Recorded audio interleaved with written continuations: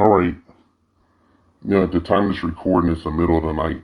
I got up to do some editing, and while I was doing that, I took a break and watched She-Hulk Attorney at Law on Disney Plus. And I can happily say that I didn't pay for, I didn't pay for it. I didn't pay for it and shit. I'll put it that way. Did not bootleg it either. In case somebody's listening. This is my non-spoiler review of the first episode of She-Hulk Attorney at Law.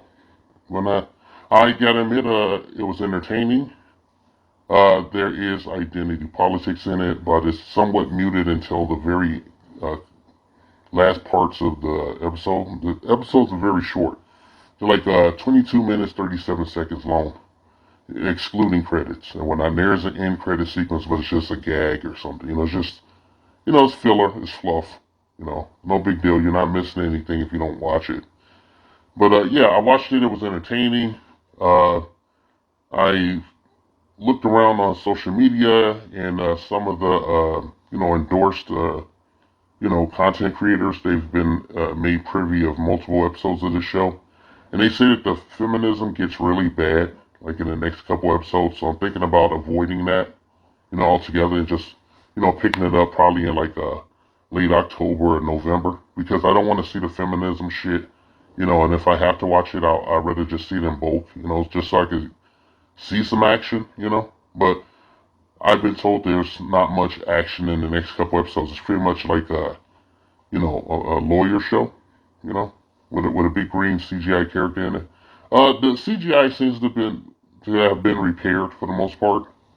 It seems to have been repaired. I don't know. I have to see other episodes to see what they did, but she looks like she's there, better than when they first had the first trailer. So basically, this is the origin show of how she became She-Hulk. Just like Deadpool, she does break the fourth wall, and I'll show my geek pedigree by saying that She-Hulk was the first character to do that in comics prior to Deadpool. Deadpool wasn't even around when She-Hulk was created. All right. So as far as her looks go, I don't have a problem with her looks. She looks like she's about 7 to 8 feet tall, and the Hulk's like 10 feet tall. So she's smaller than him, but still tall. She's built like a woman. They resisted the urge to make her plus sized or something. And no freaks got into it and gave her giant boobs or nothing. So she's proportionate. Finally, when they released that first trailer, some of her body parts was out of proportion, like she had these huge hands and everything. And it does feel like they have like a lower budget, but it just kind of worked. Mark Ruffalo is Mark Ruffalo and shit. They've really nerfed the Hulk. That's the problem that I have with it. But as far as being an introduction to the character, I don't really have a problem with it. Before the last couple of minutes of the episode, she was she was fun to watch and everything.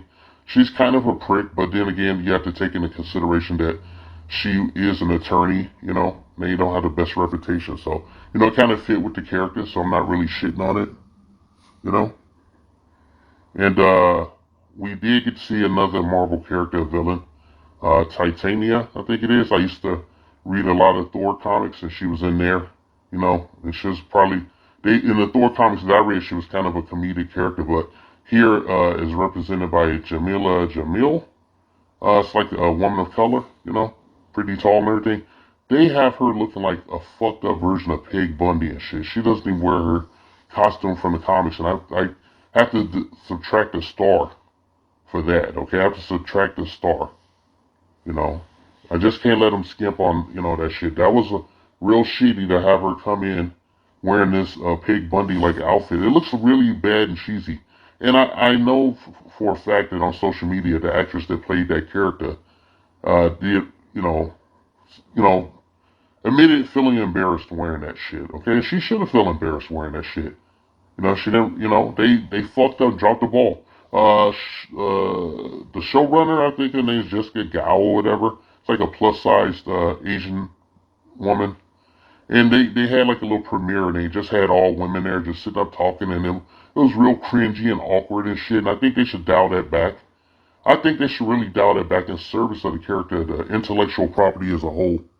It's not doing it any favors or whatnot. I'm really considering, avoiding the next couple episodes. I don't want to, put my head in the feminism toilet, okay?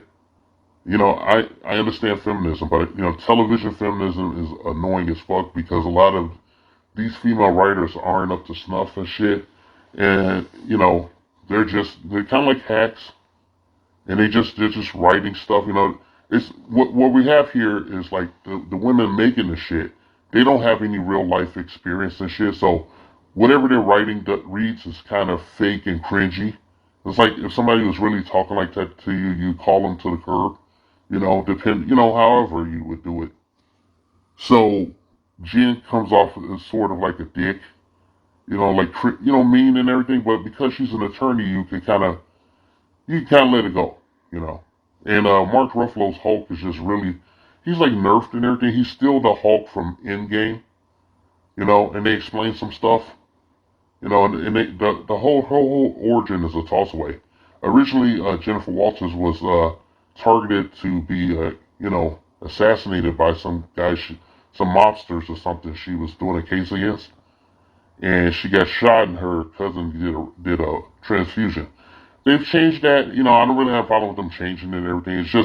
It's like a toss away. Her origin is a toss away, but it's okay in service of this first and singular episode. I don't know how it'll turn out beforehand. It might turn to a steaming pile of shit. And I've already divorced myself from the MCU because of their treatment of their characters and their stubborn refusal to give the audience what they want as a whole. Disney as a company.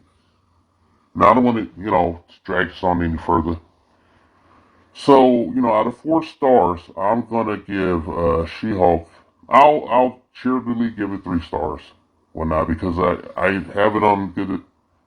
I've looked around, and a lot of people are saying that the next couple episodes make you want to just throw your television, a monitor, or phone in the garbage or in the wood chipper.